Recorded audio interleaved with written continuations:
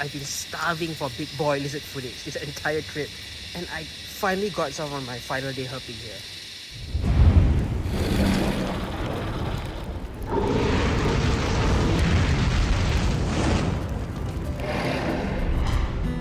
With 2 days left before my flight back to Singapore, I've got one last herping trip planned before heading home. I linked up with Kai, who was so awesome for letting me check out his reptile room before setting off on our trip the next morning. And that was a kink in his tail, he was born with it, and that's it.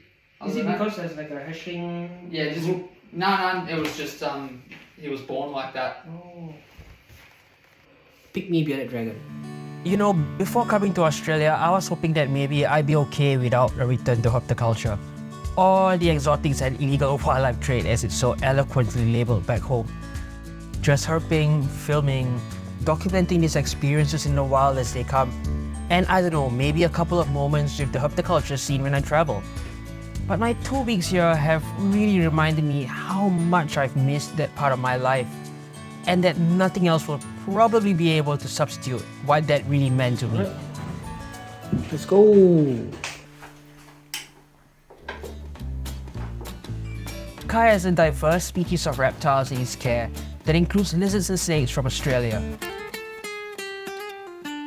He tells me that herping has really helped supplement and reinforce his knowledge on keeping these animals in captivity.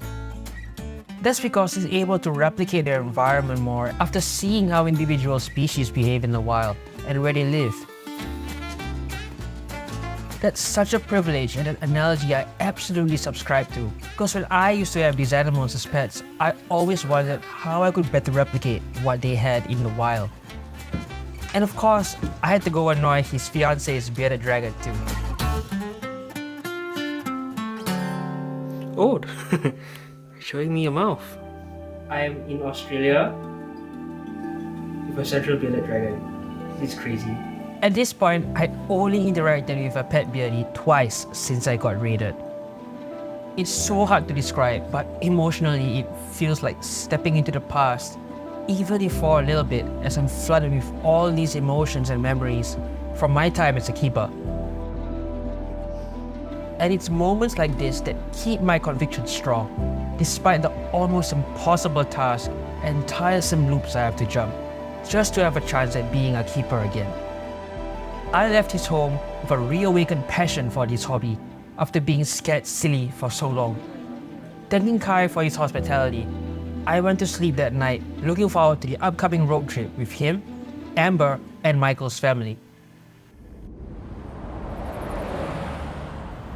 We continued the couple hours drive up to a coastal rainforest in the Mid North Coast of New South Wales.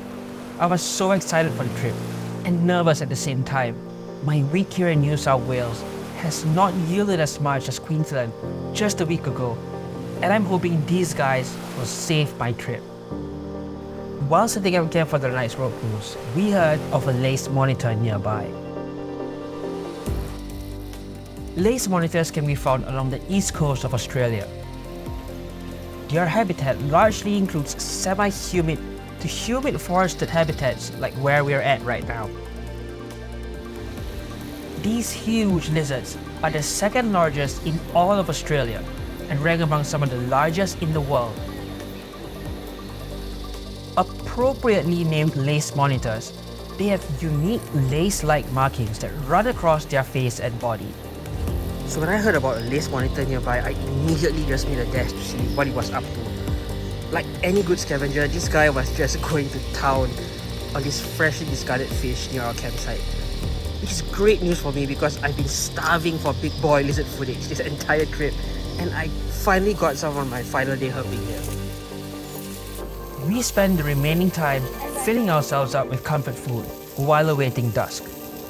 Once night fell, it was time for my one-night strike mission with extreme herping.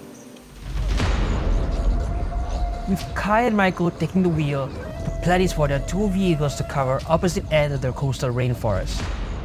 For me, it's a race against time, and I'm hoping we'll find some cool species to film tonight that ideally includes a diamond python. It didn't take long before Kai spotted our first snake of the night while road cruising. I've been told the rough-scaled snake is fairly common around these parts. They bear a striking resemblance to a non-venomous keelback snake and are sometimes best identified in habitats where they overlap. Don't be fooled though, this is a highly venomous elapid that can do some real damage if bitten. Primarily crepuscular to nocturnal, these snakes are often encountered at crossings such as this at night, which makes it a really great subject to shoot when you're out herping in the coastal rainforest here. Once we were done with our photos and videos, the snake went about its business as we loaded up to continue our hunt for more herps. Little did I know, I was about to meet one of Australia's most iconic snakes right here in the wilderness of this coastal rainforest. But that reveal will be out on part 2 of this video in the concluding chapter of my time here in Australia. I promise that update is coming real soon, so see ya!